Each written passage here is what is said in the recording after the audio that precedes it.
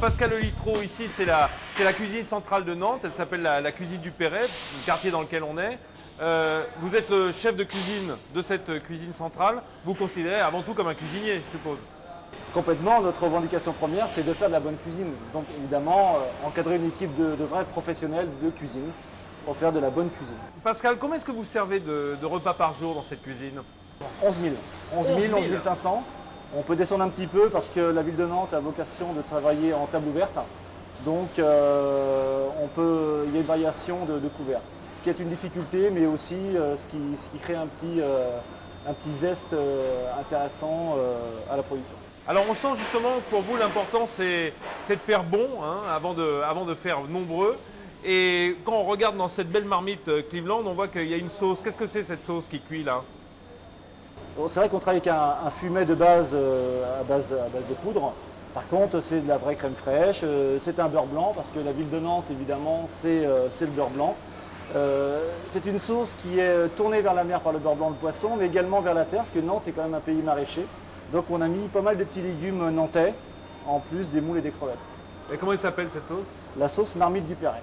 En Marmite hommage du Perret. aux marmites, en hommage que la marmite c'est convivial, c'est agréable, ça donne envie de se réunir autour d'un plat et c'est pour ça qu'on a voulu créer cette marmite. Et elle porte le nom de la cuisine ici, la cuisine Voilà. du Perret, parce que c'est une création maison. Parce que c'est une création maison et lorsqu'on a recréé lorsqu'il y a eu restructuration de la cuisine, l'outil de base a été avec nos fours et nos 10, cette marmite, cette barre de pression qui est un outil extrêmement intéressant pour nous en termes de production. Cette barre de pression, c'est extrêmement puissant. C'est très puissant, ça nous fait bouillir 300 litres d'eau en 10 minutes. Donc c'est vrai qu'en termes de rendement, c'est très intéressant, mais on peut l'utiliser aussi à froid, avec un bras agitateur. On fait nos mélanges de béchamel à froid avec les épinards, différents légumes, ce qui permet en termes d'ergonomie pour le personnel d'avoir beaucoup moins mal aux épaules. Alors quand vous avez équipé cette cuisine en matériel de cuisson, vous aviez déjà des idées bien arrêtées sur ce que vous vouliez? Oui, la vapeur, c'était vraiment quelque chose qu'on entendait, donc on a visité différents sites et tous les gens qui avaient une marmite à pression, à vapeur, nous disaient qu'il faut suivre, faut aller dans cette direction-là. Donc c'est vraiment ce qu'on a voulu utiliser. Parce que cette marmite à vapeur, elle est tellement puissante que c'est un peu en fait l'intermédiaire entre une sauteuse et une marmite classique. Oui, complètement. En cuisine collective, c'est vrai qu'on fait très peu de réactions de Maillard, vu les quantités. Donc on fait très peu rissoler les viandes. Là, avec une marmite 7 bars, on met notre viande dedans, on a un blanchiment immédiat. On voit toutes les impuretés qui ressortent, c'est assez important. Mais notre viande a cette texture un petit peu de cuisson par concentration qu'on retrouve dans la réaction de Maillard. Donc c'est vrai qu'après on adapte la sauce en fonction de cette technique. Et alors, là on a combien de litres de sauce qui vont partir avec du poisson, je crois? Alors aujourd'hui, donc, on était sur 11 500 portions de poisson. Donc l'équipe a commencé donc, à 6h30 à plaquer le poisson. Pendant ce temps-là, l'équipe de cuisson a lancé la sauce. Et donc on tourne sur 3 fois 250 litres de sauce. Autrement dit, cette belle marmite Cleveland, là, qui est un réel investissement, elle est tout le temps en production. Tout le temps. Ah oui, tout le temps. Si ce n'est pas pour de la cuisson, elle va servir autrement pour faire de l'assemblage à froid. Et donc, par sa forme déjà, c'est pour mélanger les produits, le fait qu'elle soit comme un cul de poule, les produits se mélangent beaucoup mieux.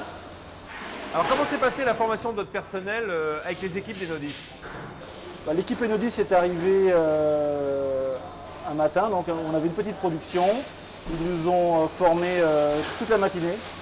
Ensuite, chaque chef de partie a pris le relais et le conseiller culinaire qui était là de chez Enodis rectifiait lorsqu'il y avait un petit problème. Mais très vite, le personnel l'a pris en main parce que on l'utilise assez souvent. Donc bon, après, ce qui fait le fait qu'on connaisse bien le matériel, c'est d'utiliser. Et comme vous avez le souci de faire gustativement bien, je dirais même Oui, mieux, on je essaye. crois que c'est important de ne pas être limité par son matériel. Voilà, le matériel de toute façon fait partie de l'équipe. Alors Pascal, là vous avez un beau four Convo 20 niveaux et je vois que vous avez mis vous les petits autocollants sur les touches programme. Pourquoi?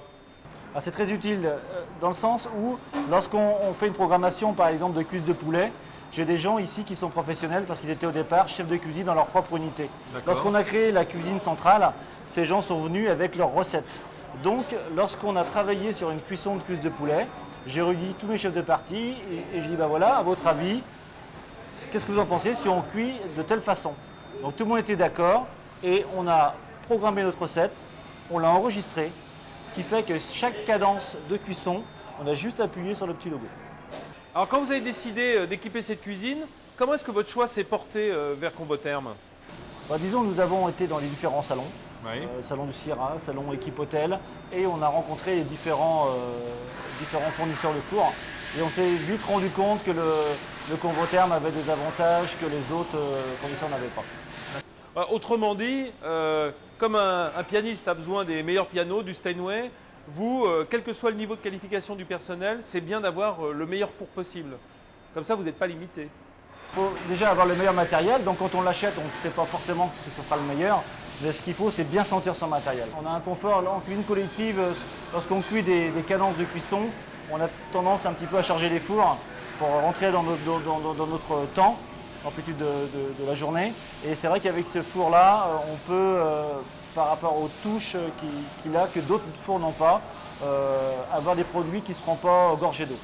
Alors on m'a dit que vous utilisez beaucoup la cuisson nocturne, la cuisson à basse température. Oui, ce four justement permet de faire la cuisson basse température ou juste cuisson. Nous on fait plutôt de la juste cuisson à l'heure actuelle. Alors comment ça se passe justement la cuisson d'un rôti de dinde par exemple en basse température? Nous on travaille avec des rôtis qui sont déjà en poche, sous vide assaisonné. D'accord. Donc on charge nos fours, on met 200 kg de rôti. On pique notre rôti le plus gros. Avec une sonde avec une sonde voilà, à 3 points. 3 points. Et donc on règle notre four à 68 degrés et avec une température à 66 degrés. Et on laisse cuire. Lorsqu'il sonne, le produit est cuit. On revérifie bien sûr les températures, mais on n'a aucun souci sur la sonde, c'est vraiment très performant.